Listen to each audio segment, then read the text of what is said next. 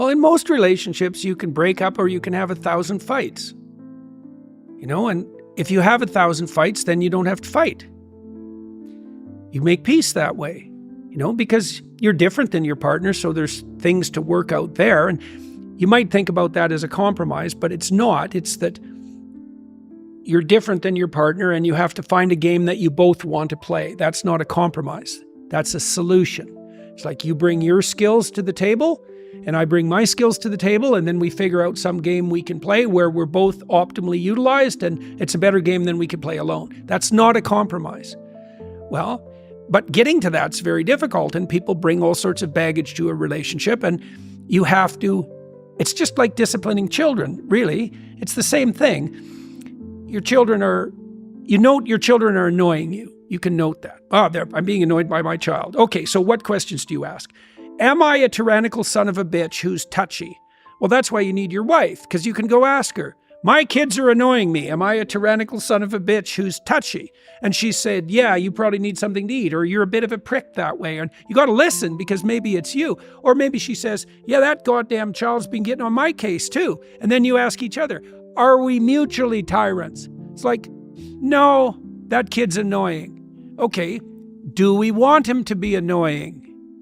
Well, if you love your child, then the answer to that would be no. Because if he's annoying you, he's going to annoy other people. He's going to annoy his potential friends. He's going to annoy other adults. He's going to go through the world being annoying, and everyone's going to frown at him. That's not helpful. So then you could just fix it. And that's going to cause some short-term upset. Maybe you have a 13-month-old child who's very extroverted and disagreeable, who rules the roost. And every time the mother goes more than a foot away from her, she has a squawk fit because she's learned to control. Maybe the mother, is still tied up with infant care and can't put down a boundary. And so now you have to do something about this emerging monster of a 14-month-old child. And one of the things you do is every time the child is bossy, first of all, you note it, and you note that you're not very fond of yourself for being tyrannized by a 14-month-old. That's a bit of a status hit, like it should be. So you have to notice, I'm annoyed by this child. Well, then I should do something about it. Well, it's going to cause short-term emotional distress. The same thing occurs when you're dealing with your partner. It's like, you're annoying me. Okay, now maybe that's me. So I should maybe we should have a talk about that. You're annoying me. Convince me that it's me. And I should listen because maybe it's me. And if I'm annoyed about you, and I shouldn't be, I should fix that. But maybe it's you. So let's find out exactly what's going on. And that'll usually, there's just constant thrust and counter thrust in a discussion like that. And usually, the conversation will circle around whatever the hell the issue is till you get to the bottom of it, and God only knows where that is. But then maybe you can sort it out. And if you sort out enough of those things, you live in peace. And that's something worth attaining.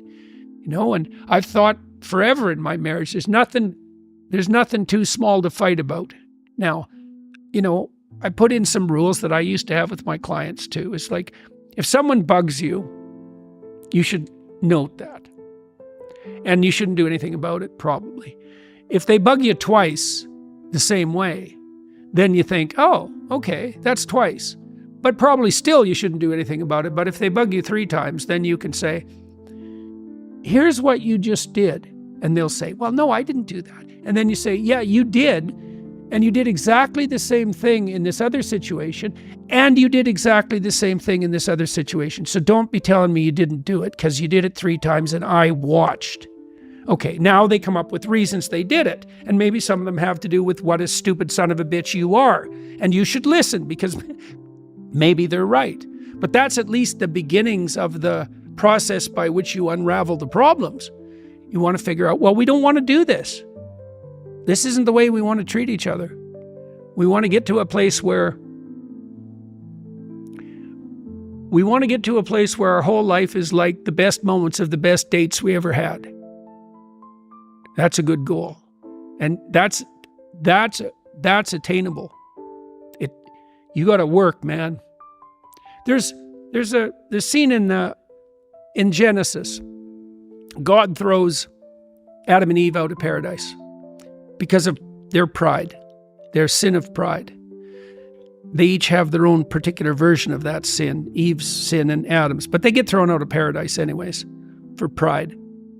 And God puts cherubs at the gates of paradise. And the cherubs, they're kind of these monstrous angels, terrifying figures. And they hold swords that are on fire that turn every which way and burn. And you might say, well, what does that mean? And it means that, well, a sword is something that cuts away, right? A sharp blade. And fire is something that burns. And a sword that burns and cuts away. And a sword that burns and turns every which way is a burning sword from which nothing can escape. Okay, now, you want to walk into paradise. Everything that isn't worthy in you has to be burned and cut away, right? Well, that's what that conflict is in a relationship. You know, it's like, that's not suitable for paradise. What does it have to do? It has to be cast into the outer darkness where there will be gnashing of teeth, right? It has to be cut away and destroyed. And everything that isn't worthy has to go.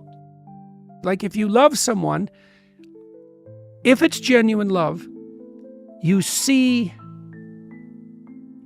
their hidden soul. That's a good way of thinking about it. You get a glimpse of the light that they could reveal to the world if they revealed it. That's what you see. And then to act in love is to encourage that to come forward and to discourage anything that gets in its way.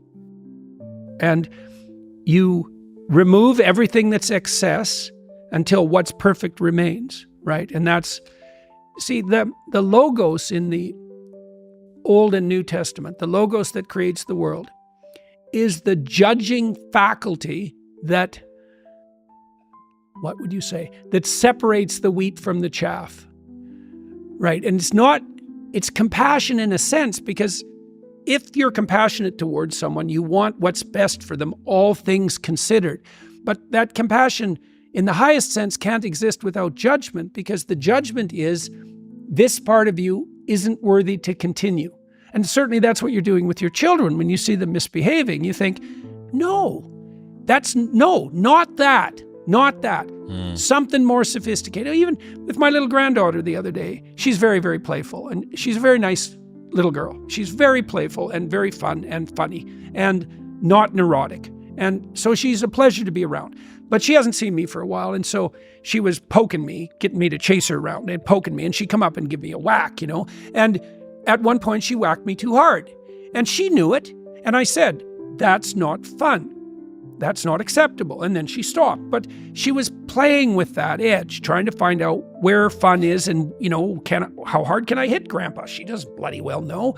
She kind of knows, but she needs to know exactly. Well, I can't let her get away with it, because then she's not fun to play with.